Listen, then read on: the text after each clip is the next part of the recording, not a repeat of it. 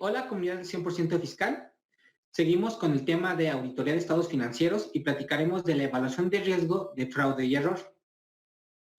Bueno, ¿qué es el fraude y error? Como se ha mencionado en la cápsula anterior, el fraude se refiere a una acción intencional por parte de uno o más individuos dentro de la empresa, ya sea la gerencia, encargados, la dirección de la entidad o desde el punto más bajo en los empleados o incluso en los terceros. Ok, existen dos tipos de fraudes intencionales o errores intencionales, que son la emisión de informes financieros fraudulentos y la malversación de los activos. Más adelante vamos a ahondar más en el tema.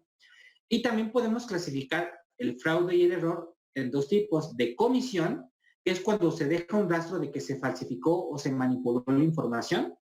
Es decir, que hay personas coludidas, hay personas externas que ayudaron a la malversación de la información, y por omisión, en la que es muy difícil de localizar. ¿A qué me refiero? Que no hay una modificación en la información, sino hay una planeación anterior para cometer o falsificar algún movimiento. Bueno, existen tres condiciones cuando existe un fraude. El primero es el incentivo o la presión para cometerlo, una razón para hacerlo. El segundo es que la empresa tenga controles débiles y haya oportunidades de realizarlo. Y la tercera, la capacidad de racionalizar el hecho de cometer ese fraude. El plan de donde se puede decir que inicia el incentivo y la oportunidad. Es decir, la planeación del fraude. En los informes financieros fraudulentos tienen algunos aspectos en común. Primero, que es la falsificación y la modificación de los papeles de trabajo, ya sean en la razón contable o la presentación de documentos falsos que respalden esos movimientos. La segunda es la omisión en los estados financieros, es decir, omitir transacciones a la hora de presentarlos o maquillar un poco los estados financieros. Y la tercera es la aplicación errónea o intencional o la malversación de lo que dicen las NIF a la hora de clasificar o forma de presentar los estados financieros. Hablemos de la malversación de los activos. Bueno, esto surge en cuatro situaciones. La primera es en la entrada de las mercancías o servicios. La segunda es en el robo en el interior de la empresa, ya sea robo hormiga en el interior de la empresa. El tercero es en el pago de mercancías o servicios que no se hayan recibido, es decir, que la empresa no tenga un control en su área de compras. Y la última sería utilizar los activos de manera equivocada. ¿Qué quiere decir esto? Que a lo mejor algún gerente esté ocupando algún automóvil o camioneta de la empresa, o que esté aprovechando algún activo que está destinado a la operación de la empresa y se ocupe para su uso personal. Esas son las malversaciones de los activos. ¿Qué quiere decir? La compra o el uso o la utilización indebida de los activos de la empresa. ¿Cómo se evalúa un riesgo de fraude? Primero se identifica el riesgo de fraude en una cuenta. Se evalúan los riesgos, se considera, se evalúa la cuenta, ves qué transacciones, cómo están los saldos, cómo se ve afectado. Una vez que encuentres ese riesgo, se identifica para ver por qué está fallando, por qué se está ocupando. Y en el último paso es ver qué repercusiones tiene el uso indebido de ese activo, lo que nos va a dar un riesgo de fraude en las malversaciones de los activos, para ver qué probabilidad o con qué regularidad ocurre esta malversación. Bueno, en la evaluación del riesgo de fraude, esto tiene que ver mucho con la habilidad del auditor. El auditor debe tener una habilidad para detectar el fraude. Tiene que tener una habilidad similar a la persona a la que comete el fraude, aunque suene un poco erróneo o malo, pero el auditor debe pensar igual que la persona que está cometiendo el fraude. De esto depende su habilidad para que él pueda tener un escepticismo a la hora de estar revisando una cuenta, su capacidad de observación, su persistencia de estar revisando la misma cuenta, de estar revisando que efectivamente hay un fraude, y su experiencia que tenga en el tema. También es ver la frecuencia y el alcance de la manipulación de estas cuentas, el grado de cuántos terceros están relacionados a la malversación del riesgo de una cuenta, es decir, las personas externas a la empresa que están coludidas en el interior para estar produciendo fraude en la compra o en o a la hora de realización de servicios que no son recibidos, el tamaño relativo a los montos individuales manipulados, es decir, revisar cuenta por cuenta, porque a lo mejor en la cantidad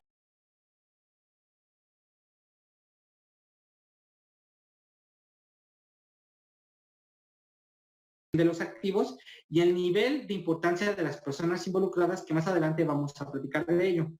Bueno, platiquemos del control interno. El control interno es la primera medida en contra del error o el fraude que tiene una empresa.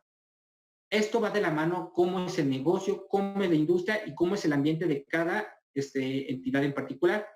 ¿Cuáles son sus políticas y prácticas contables en el interior? Por eso anteriormente se comentó que deberían tener una auditoría interna antes de estar hablando de auditoría externa. También su desempeño financiero, cómo emite sus estados financieros, qué tan fiables son. Y sus controles mediante la entidad, es decir, qué controles hay por parte de la junta directiva al interior de la empresa. Ahora, ¿cómo es el reconocimiento fraudulento de ingresos? Bueno, para empezar, se emiten estados financieros fraudulentos con errores, que por lo general estos llegan a tener una sobrevaluación en sus ingresos. ¿Qué son estos? Bueno, es el reconocimiento prematuro de los ingresos, es decir, que en los estados financieros ya estamos contemplando ingresos que todavía ni hemos recibido, el registro de ingresos ficticios, ingresos falsos, el traslado indebido de los ingresos a un periodo posterior. ¿Qué quiere decir? Que a lo mejor la empresa planeaba recibir un monto de 800,000 pesos en el mes de marzo, pero lo movió a abril por alguna situación.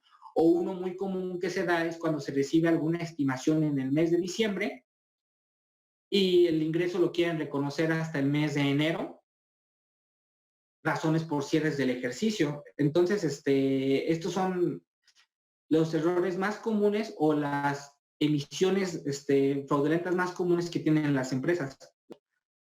Bueno, ¿qué enciende las alarmas con la gerencia? Bueno, una vez que uno encuentre un error o un fraude, el auditor debe prender las alarmas en el sentido de que una vez que tú le emitas una opinión, la gerencia no responda adecuadamente al fraude identificado, es decir, la gerencia lo sabía, o que las acciones de la gerencia, una vez tú decirle el error, pues no les dé mucha importancia, o que les empiecen a generar inquietudes sobre las transacciones que realizan y que empiecen a sentir que su negocio no está en un curso normal.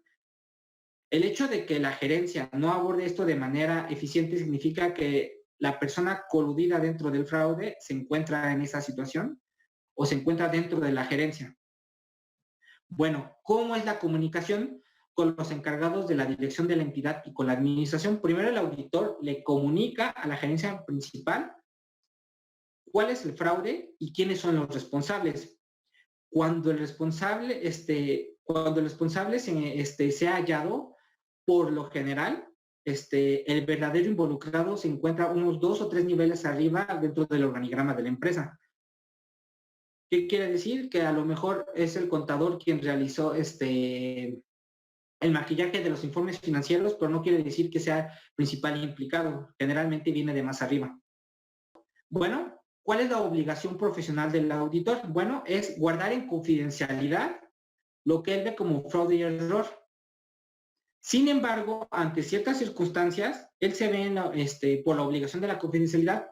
Esto se puede anular siempre y cuando el auditor pueda determinar que lo que se está realizando dentro de la empresa está afectando al interés público del país. Es decir, deben de tomar ciertas medidas a la hora de especificar cuál es el fraude que se está realizando. Sin embargo, el fraude se le informa primero a la gerencia y si el auditor considera que esto tiene un riesgo mayor, pues ya tendrá que tomar asesoría legal para determinar qué es lo que va, qué decisión va a tomar para tomar una decisión. Esperamos que haya sido de su ayuda. Para cualquier duda o aclaración, síguenos en nuestras redes sociales. Capacitando para el futuro.